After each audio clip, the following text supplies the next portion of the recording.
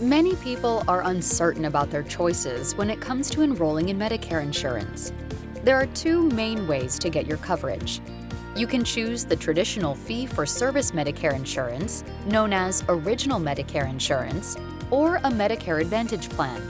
Medicare Advantage plans are similar to an HMO, which stands for Health Maintenance Organization, or a PPO, which stands for Preferred Provider Organization.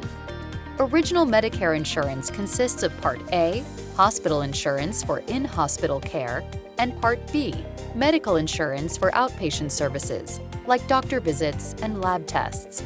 Medicare Advantage, known as Part C, is a managed care option that rolls all the different parts of Medicare insurance into one. And everyone on Medicare insurance is eligible for prescription drug coverage, either from a Part D plan or a Medicare Advantage plan offering drug coverage. There are many considerations that can factor into the Medicare program planning process. Let us help you with your important Medicare insurance decisions. Call to speak to a licensed insurance agent.